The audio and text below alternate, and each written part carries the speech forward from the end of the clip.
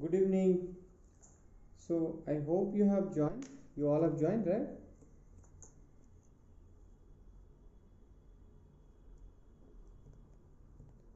So we'll continue with our psychology class. And in psychology, we were doing the statistics portion, stats portion, or the research method portion, methods of psychology, research method, and measurement of individual differences. They are primarily categorized under this heading, which is called stats.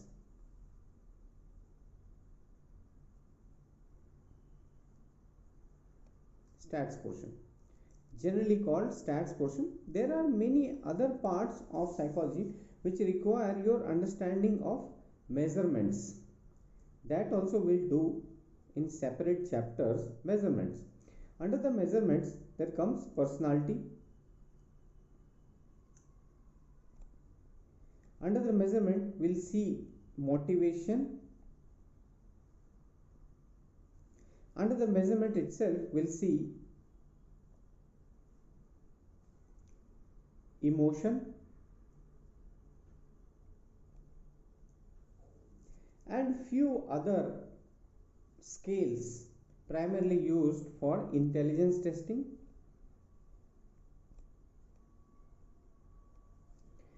attitude, value. So if you see the chapters, all of these chapters are primarily there in the paper 1, and they all require your understanding of statistics and measurements.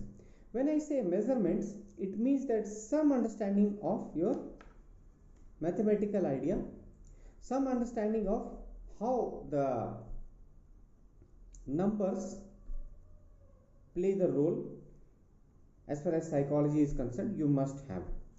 What I found during my interaction with so many students is that they find the stats portion very tough because they categorize it as mathematics. I was just going through one of the feedback video done by one of my students. So I realized what she has categorized this portion is under this mathematics, maths. And she was fondly calling me maths wale sir, maths teacher. I'm not at all a maths teacher. In fact, if you look at my track record, my even my JEE examination result, I scored half of the marks in physics itself.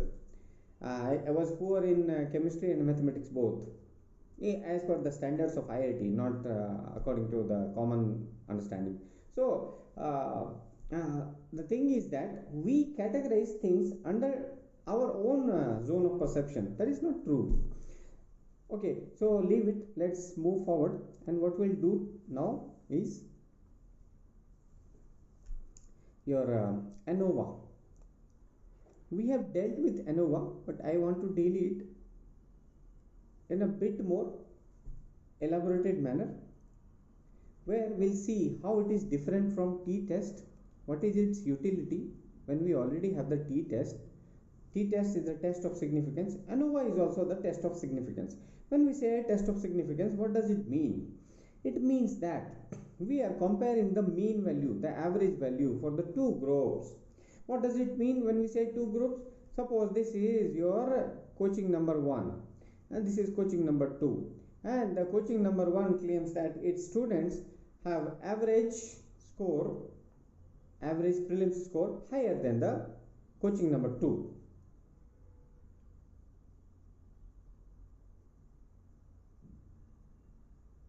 This is Haldiram, this is Wajiva. Haldiram says that my students score more in prelims. Wajiva said that my students score more in prelims. So they say that let's go ahead with and see the difference in the average values. So that comparison of average values, average score in prelims for these students of Haldiram and Wajiva, both are done. So after that, what we see is there is definitely a difference. The average prelim score for Haldiram and average pre-score for Wajiva.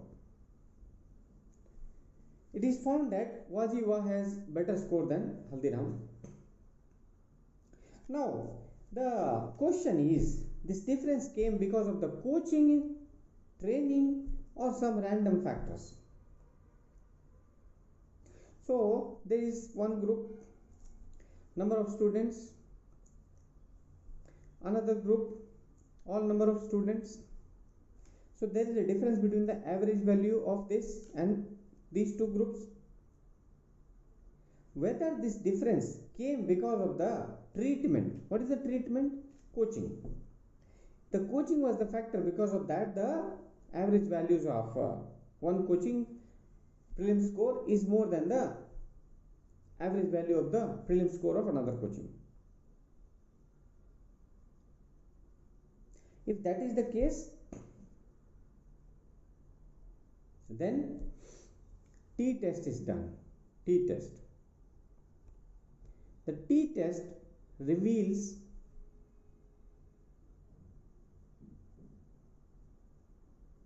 whether the treatment was having any significant effect. The coaching had any significant effect or not.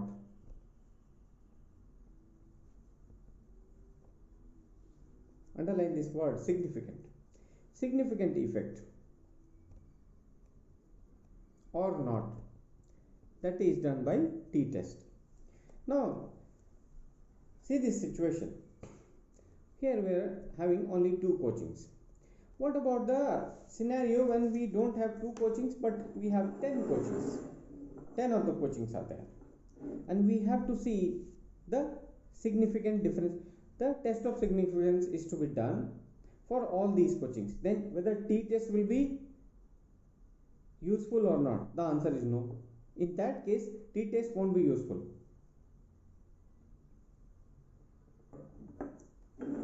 T-test is used only if we have two groups. Otherwise, what we'll do? For that case, for more than two groups, we have ANOVA. And what is ANOVA? Analysis of variance.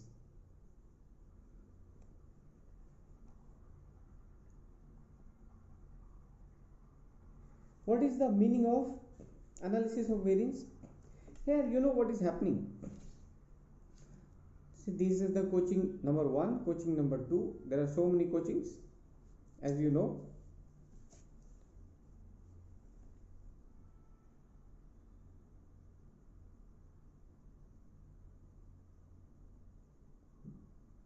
So if we have to do the comparison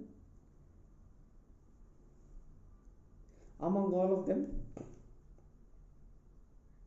then we'll use ANOVA. This is the first thing. More than two groups, ANOVA used. Then the other factor is that within this group only there are so many people, so many subjects.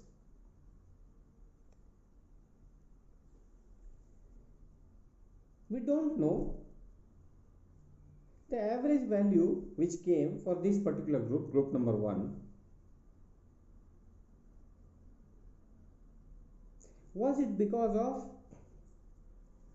the difference between these subjects within group or difference between the groups? That is, the effect was random. What will happen to the random factor? The random factor is that all these people, all these subjects who are part of the group are having different levels of scores. Within the same group, there may be somebody called Satish who scores 130 in prelims. There may be another student called Asha who scores only 80. So 80, 130, such a huge difference. But what is the average of these two?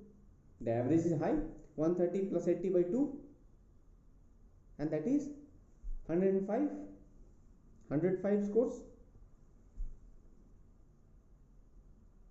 right? So we don't know this score 105 does not reveal that the difference within the group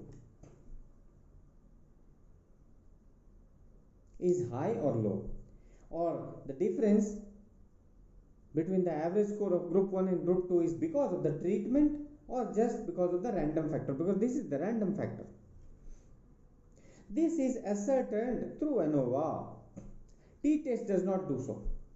T-test will only tell you one thing, that the difference between the average values of two groups is because of the treatment or not.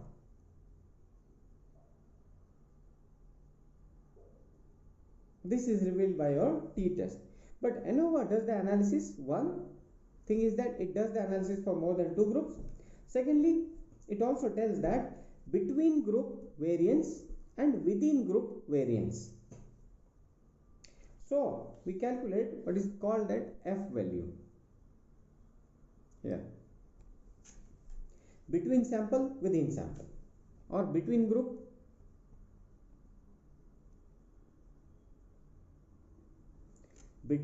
difference or variance. Variance is nothing, difference. Between group variance upon within group variance.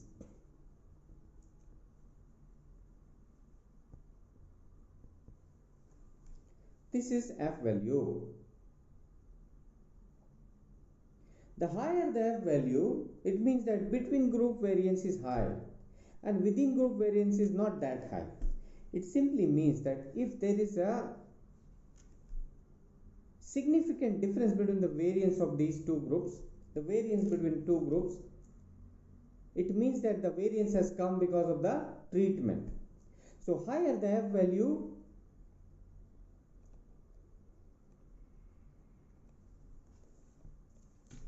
the more significant is the treatment.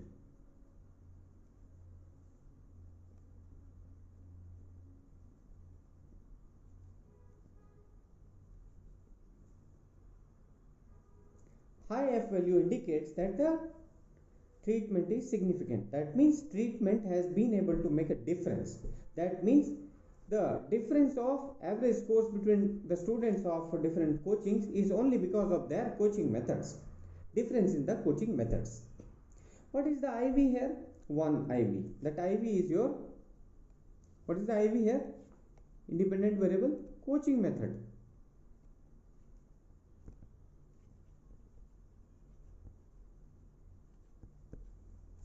You're getting it?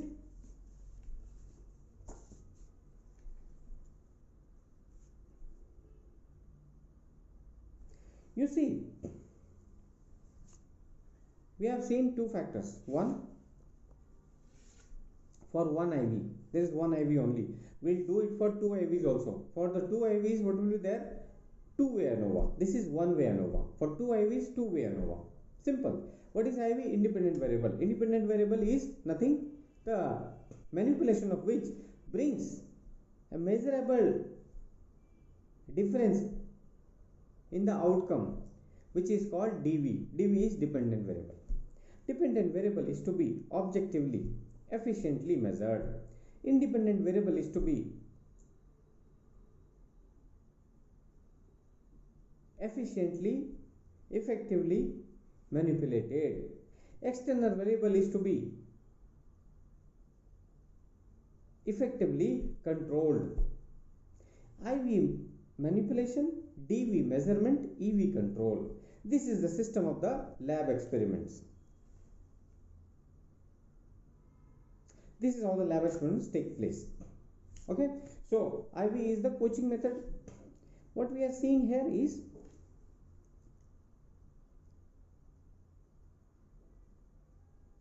between sample,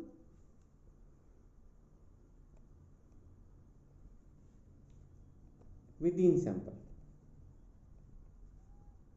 between the two groups, as we have seen, difference between two groups, and within the sample, that is within the group. That difference we have seen, these two. There is one more difference, interaction of these two. That is also revealed under ANOVA. You understand? Interaction factor.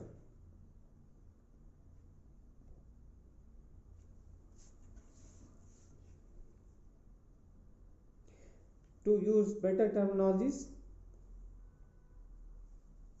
intergroup, intragroup, intergroup variance, intragroup variance. What is variance? Difference. Don't be confused. Variance is nothing, just a method to calculate the deviations. And what is the deviation? Standard deviation. Standard deviation square is your variance.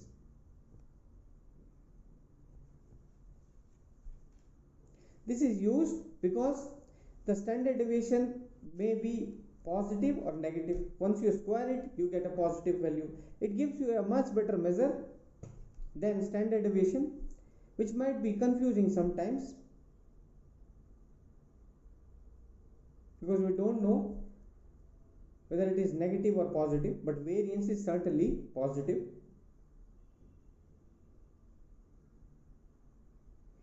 In many of the cases, variance gives you a better idea.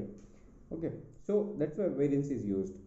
You don't need to know every detail of the stats, but certain things are important. It may help you in your main examination when you are writing the answers to justify why you have used variance as compared to your standard deviation. UPSC may also ask you this in one of the parts of the statistical analysis, why variance is used in place of standard deviation. Intergroup. After that, interaction.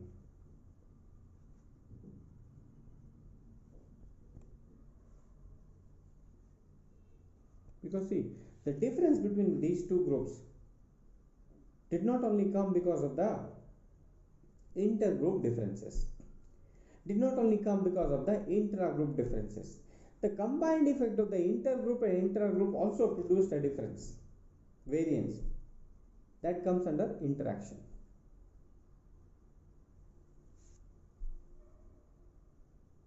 And after analyzing these three factors, we reach to a conclusion that whether the difference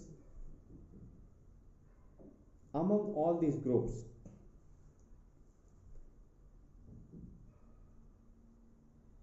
difference among the mean values of all these groups has how much of the contribution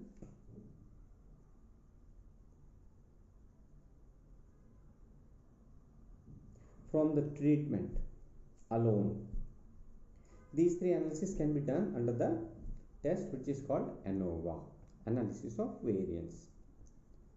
Now visualize a situation when you are not only comparing the results, the output or average value of prelim score of various coachings alone, but another factor of analysis here is the medium of the student.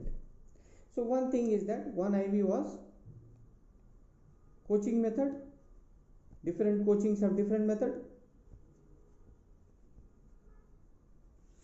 Second thing, this IV1. Second thing is the language of the examination, medium of exam.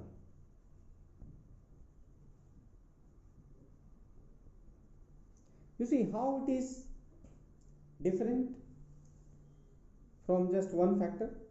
The coaching methods are different for different coachings, but within the same coaching there may be English medium students, there may be Hindi medium students. There are certain coachings where are Marathi medium and Telugu medium, your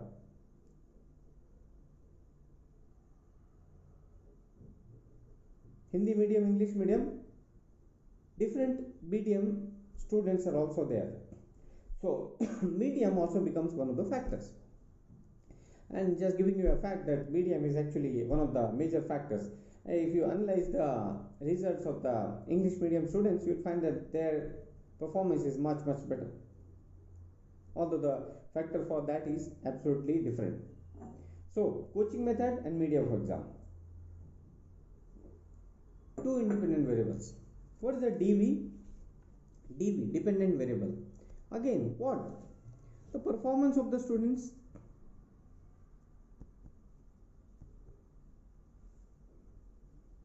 and this is measured under what? The prelims score, average prelims score.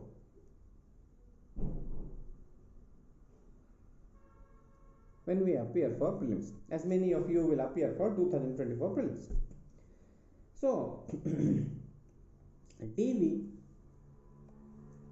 is dependent upon IV1, IV2 and the interaction of the IV1 and IV2. That is,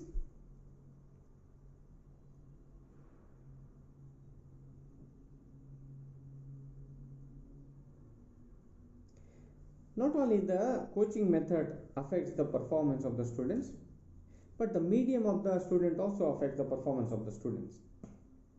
So what we see here, the effect of IV1 on DV, this is called main effect. That is called main effect. Main effect, what all will come under this main effect? The effect of IV1 and the effect of IV2 both on DV.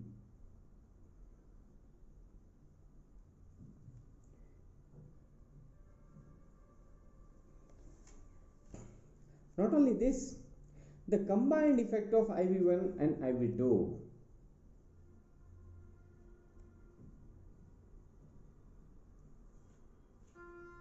these two are called what? Main effect.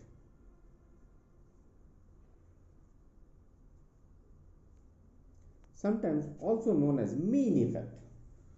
Mean, MEAN, mean effect. And this is called interaction effect.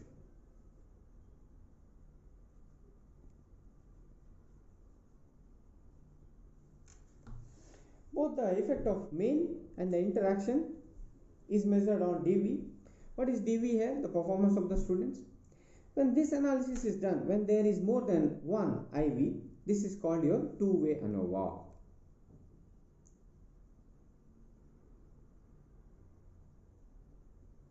There may be a situation where there are more than one DV also, DV1, DV2. What will happen in this case? There are various variables or different styles of ANOVA.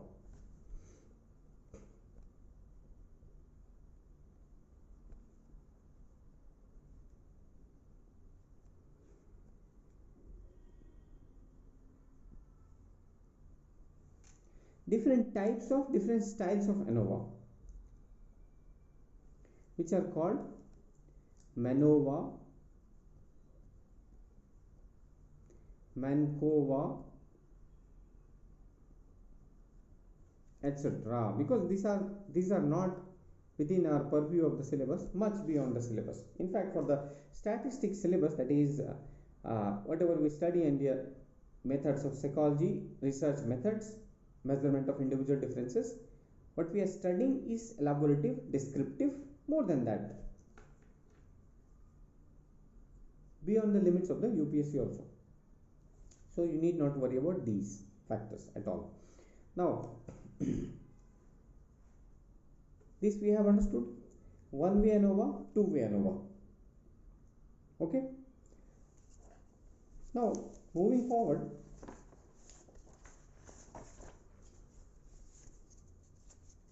let us understand certain things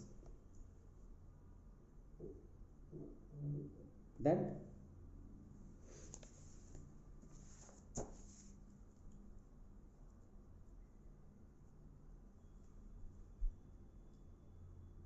ANOVA has certain limitations.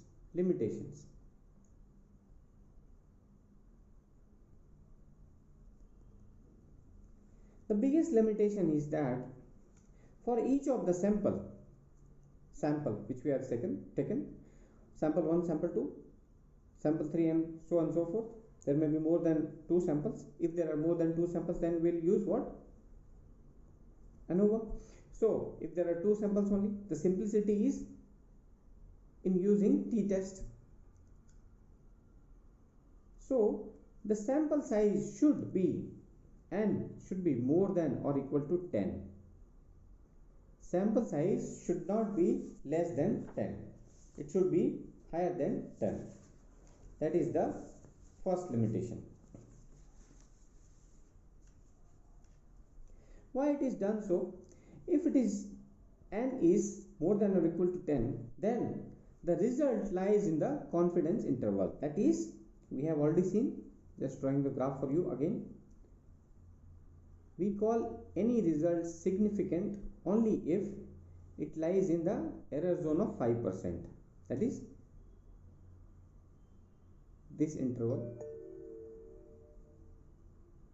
95% accuracy, such a high accuracy. This denoted as this and this combined, denoted as alpha. Alpha is significance level. We have seen it generally kept at 5%. To ensure this result, it is important that we have a sample size more than or equal to 10. This is the first limitation. If the assumptions of ANOVA are not met, second limitation, if the assumptions enshrined under ANOVA, what was the assumption? INHR, independence of the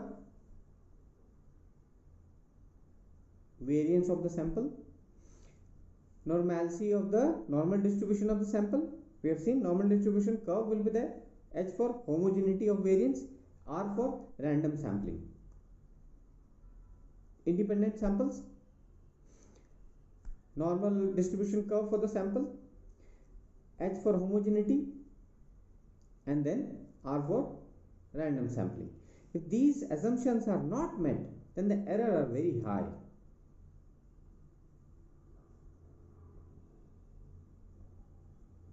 This is the second limitation. So these assumptions should be met. What else? The limitation. The biggest limitation, as I have told you, is the post-test. The post-ANOVA, there has to be t-test. T-test is also used post-ANOVA. Why it is used post-ANOVA? Suppose ANOVA gave you the analysis of variance, overall variance between all these groups, among all these groups. But what about the particular difference between these two groups? For these two groups particularly, t-test is done.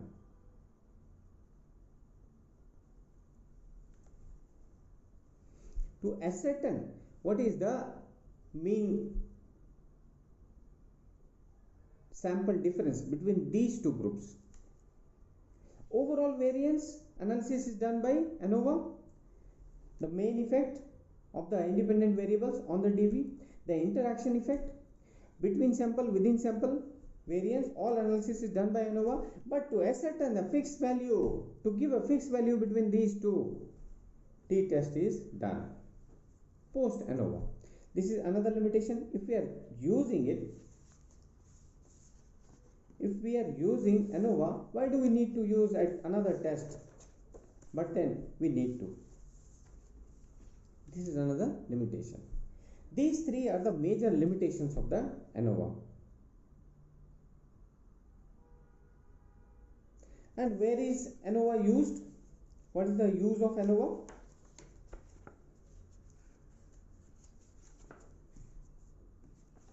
We have seen the application of t-test.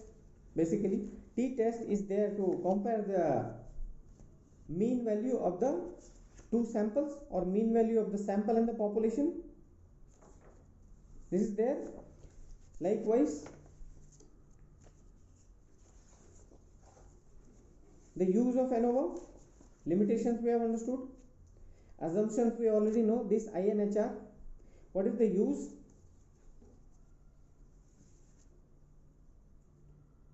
Where it is used, uses of ANOVA.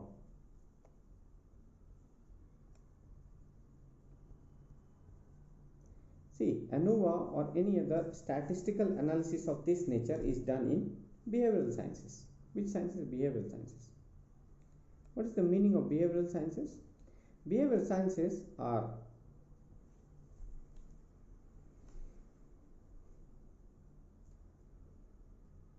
the social sciences, not the natural sciences, the discipline which is closer to the natural sciences because of its epistemology, ontology, and methodology, which we have done in the psychology first lecture, which is primarily concerned with the human behavior. Human behavior and mental processes are studied scientifically under which discipline? Psychology. So uses of ANOVA are large scale in psychology.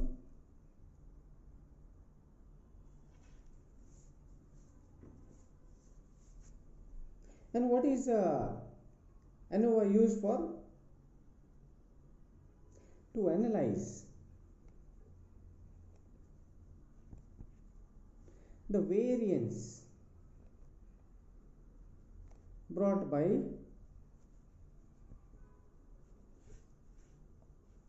multidimensional factors.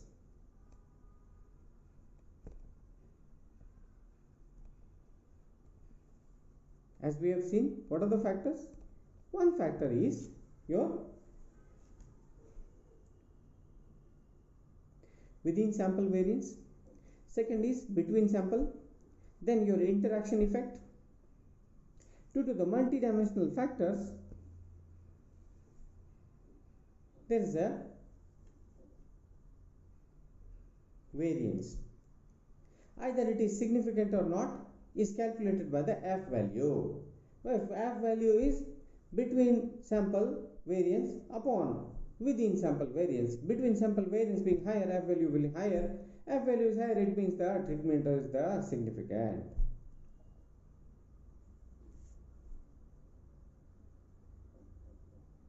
Okay. Secondly, the major factor with ANOVA is that how it is basically different and better than t-test is that it allows you to have again between sample, within sample, and mean effect or main effect and interaction effect.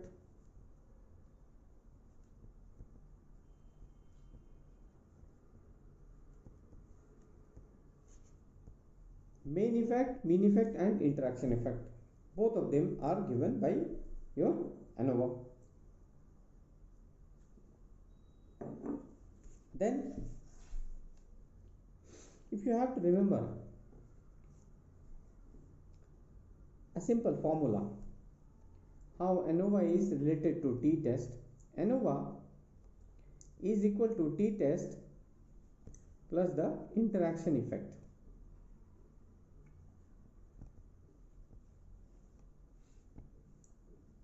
T-test plus and interaction effect. What is that there in the t-test? You just get the main effect, that is how much difference has been brought by the treatment between the samples. You don't know what is happening within the sample. You don't know what is happening because of the interaction between within sample and between sample variance. That is given by ANOVA. So t-test is improved upon by ANOVA because it uses the interaction effect as well. Okay, and then we have already seen that various forms of ANOVA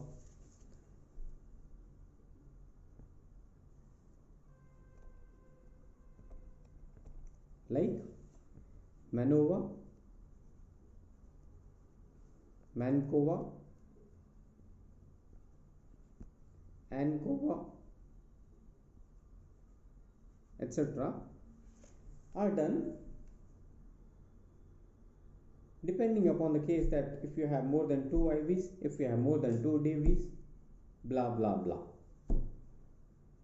Fine.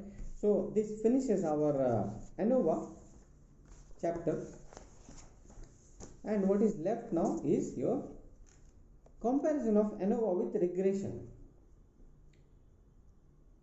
Firstly, it has been asked by UPSC, so it may repeat. Why I tell you? See, I keep on saying the same things. One of the students was also saying that sir is always talking about the same thing again and again. Believe me, My dear students, UPSC is a simple game, and when an examination is complex, you need to break it down to the simple terms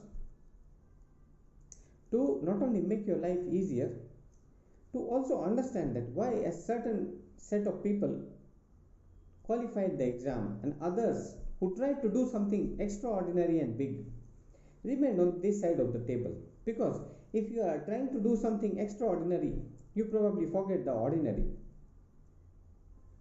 And this examination is largely about your being ordinary, humble, grounded, seeing the simple aspects, and then performing well.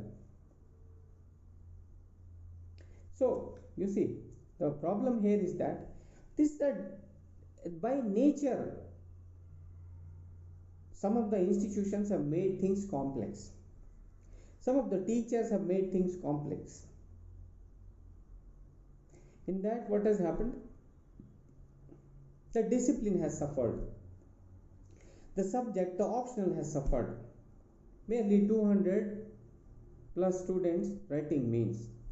Whereas if you see political science, 1500 students, geography 1600, anthropology 1800. What has happened with psychology? Is it really a low score game? The answer is no. It has been made so complex by design so that people stay away from it.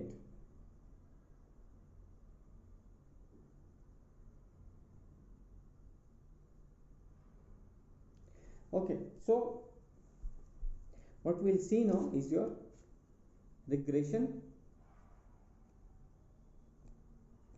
and ANOVA. Comparison. What is the regression used for?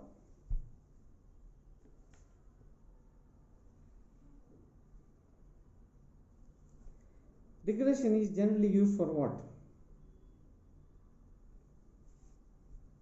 Firstly, who gave it?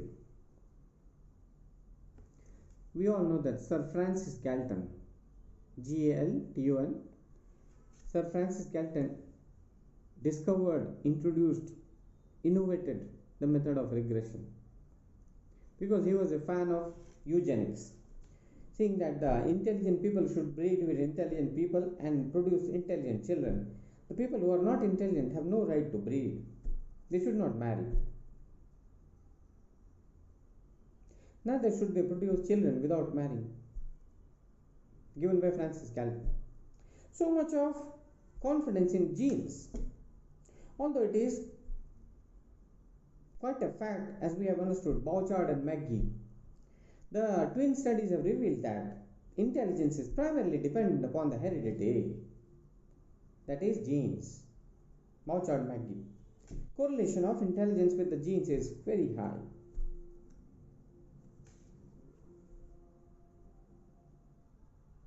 But we cannot ignore the factors of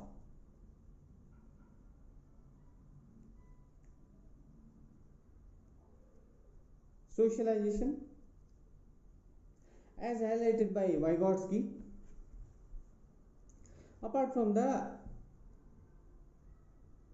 cognitive development, natural cognitive development according to the growing age in an epigenetic manner highlighted by Piaget, John Piaget, who said that the cognitive development of the children take place in an orderly manner.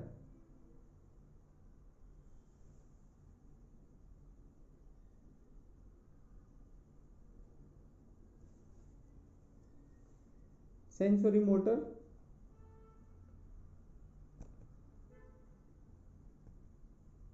then pre-operational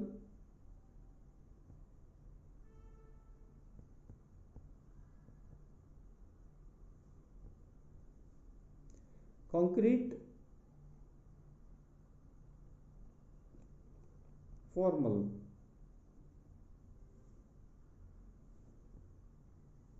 concrete operations formal operations. In these stages, it progresses. Cognitive development. At each stage, a milestone is achieved. So, likewise, the same staged development of personality was given by Sigmund Freud and Erik Erikson. So that you should have that comparison in your mind. When you are reading Piaget, when you are reading Sigmund Freud's oral, anal, phallic, all these steps,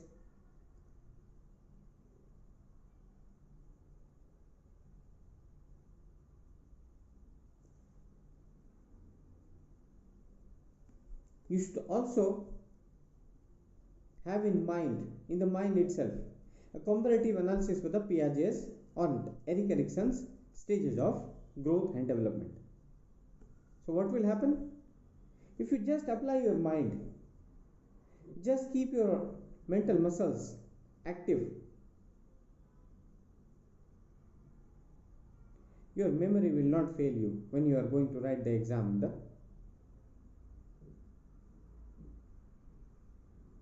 next main. Okay, so you see, regression given by Francis Galton. ANOVA was given by whom? Fisher, R.A. Fisher.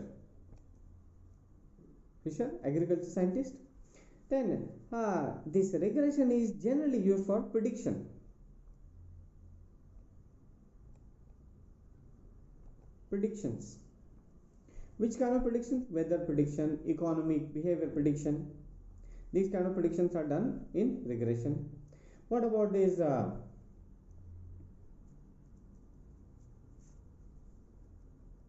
ANOVA? ANOVA is generally used for analysis of variance or analysis of variance brought by different levels of treatments.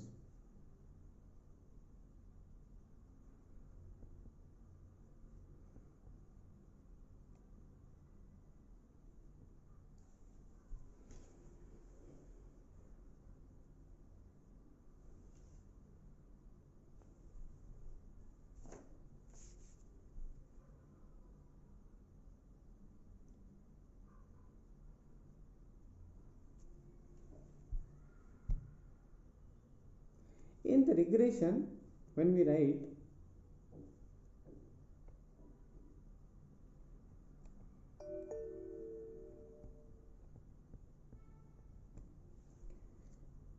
predictor variables, then the equation when we write y is equal to a plus bx, x is your predictor variable, y is your criterion variable. The predictor variables are supposed to be continuous. What is the meaning of continuous? 1.5, 2.5, this is continuous. And here in ANOVA, what are they supposed to be? Discrete.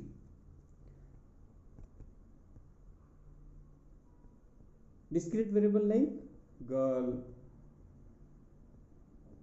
boy, these are not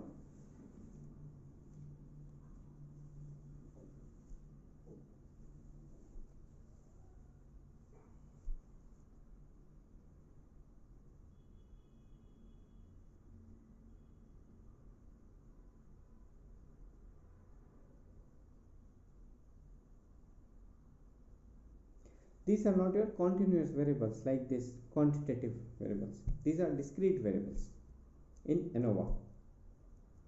Then in the regression,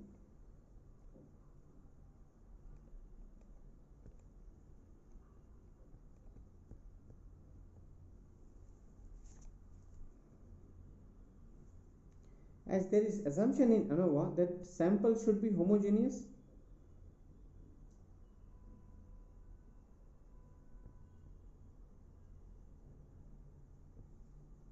the variance of the sample should be homogeneous. There is no such assumption here.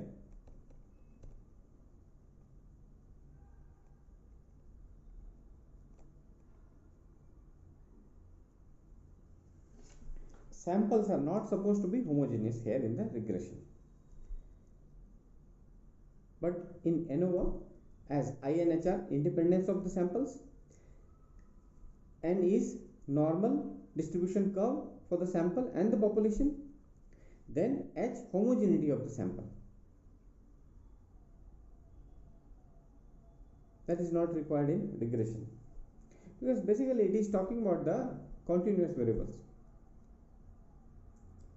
So there is no need of any homogeneity of the samples, that all the curves of the sample should be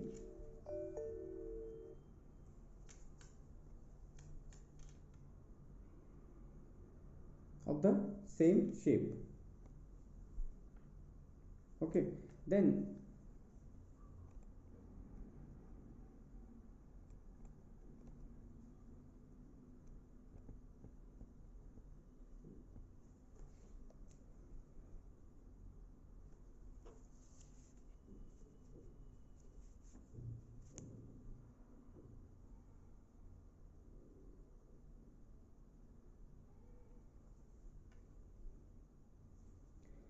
ANOVA is actually more useful when there are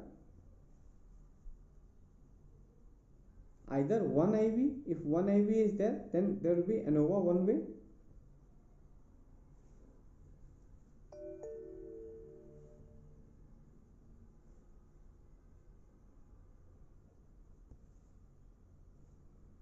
One IV is there, ANOVA one way.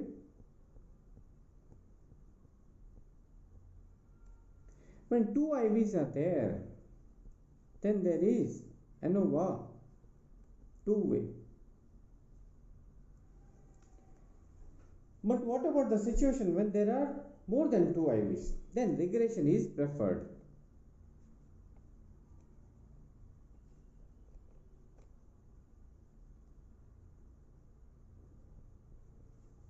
You know why this regression is preferred when we have more than two IVs? The equation is simple here. You see, y is a plus b1 x1 plus b2 x2 upon bn xn. How many variables, howsoever, as many variables, that is as many independent variables as there is no problem with the criterion variable, because we just want a prediction of the criterion variable provided the predictor variables are there.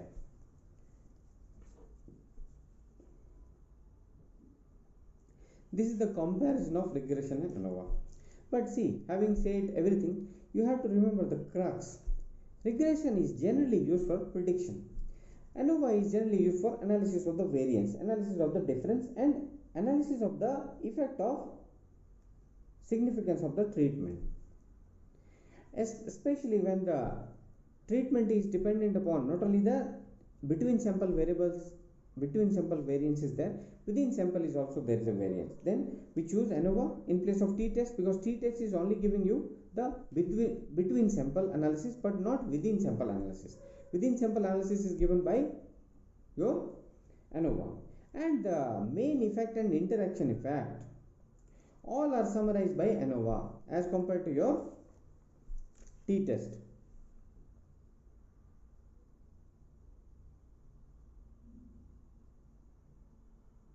This is the benefit of using your ANOVA over t-test. We have seen the f value, we had earlier seen the t value. T-test is done for which kind of samples? N more than or equal to 30. The sample size is more than equal to 30. Here the limitation with ANOVA is that the sample size should be more than or equal to 10. Regression is also used for prediction purposes. When there are more than two variables, independent variables, we choose regression in place of ANOVA. ANOVA is chosen generally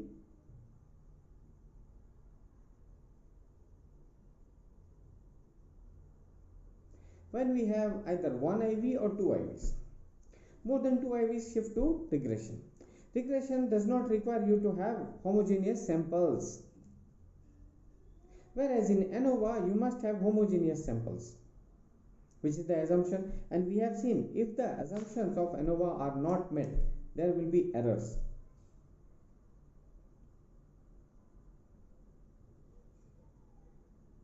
That is why we need to be strict with the assumption part.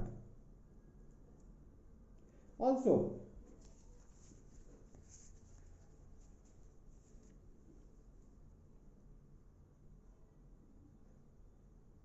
the difference, like shallow differences are there, that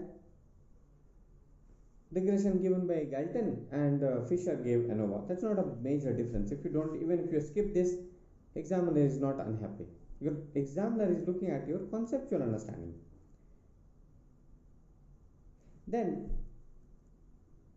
the variables in the regression are continuous, 1.2, 1.3, likewise. But variables in the ANOVA are discrete, that is boy, girl, he, she, Hindu, Muslim. This is the discrete differentiation between the variables. If you remember the differences between regression and ANOVA, even then you can score well. Because see, the nature of the statistics question is that if you are able to give 4 points, if they have asked for the 4 points, you get 100% marks, 10 out of 10. Nobody will deduct any marks. Okay, so this covers our regression, ANOVA, comparison with the t-test, limitations, assumptions, the uses of ANOVA we have understood, and we have compared it with the regression.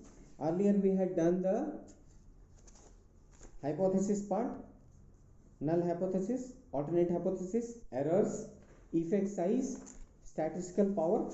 So largely our stats portion is over as far as your chapter of research methods is concerned. Now the measurement of ID. What is ID? Individual differences, which is there in the paper too. That part will take a few of the classes of ours. Today is Wednesday, so we'll finish it in the next 3 classes. We'll finish it comprehensively. Then next week onwards, we'll be doing our main parts of psychology by combining paper 1 and paper 2. As I have told you, there is application, interlinkages between the topics of the paper 2 and interlinkages between the topics of paper 1 and 2. So by doing it rigorously, we'll cover it by January end. As far as theory part is concerned, nothing will remain to be covered, and the test which may be remaining, you may not be in a position to write the test because of the paucity of time, so you need not worry about that. What we can do is, you have joined the course with me, so you can write the test after the prelims, because prelims is very, very important. It is not tough, but it is crucial. So after prelims, when we'll be running our Troika 1000 batches,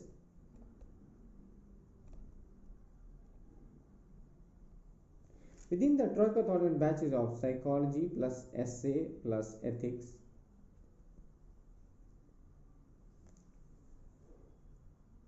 where we aim to score 600 marks combining these 3. That's a master stroke. Once you have mastered this, you have mastered the top 10 rank for yourself actually. And this is quite possible using the SMART techniques.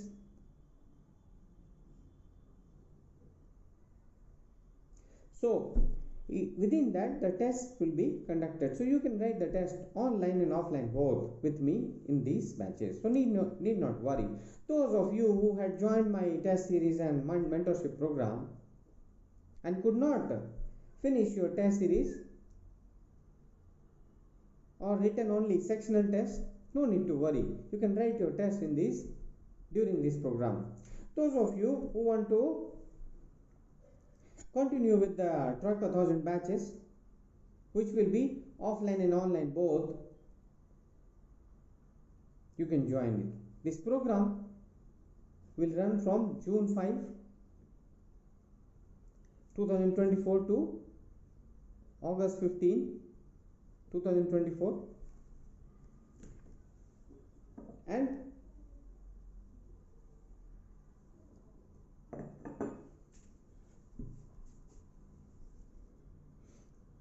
psychology, essay and ethics will be covered in this manner. In a day there are 7, in a week there are 7 days. So out of the 7 days, Sunday is kept for your test. You must write the test. 3 days are kept for psychology. The duration of the class being 2.5 hours, that's it. Then your 2 days for ethics, 1 day for essay. So you are comprehensively covering the whole gamut of 1000 marks. That's why I call it Troika 1000. Okay. So thank you very much for joining. We'll meet you tomorrow at our stipulated time of 2:30 p.m. We'll start with the measurement of individual differences, which is an important chapter, and then we'll do our psychology in a combined manner. It's quite possible, as we have been thorough with the ethics portion largely, case studies are remaining. We can have only 2 classes in a week and we can cover the case studies comprehensively. So we can devote that time to the psychology portion.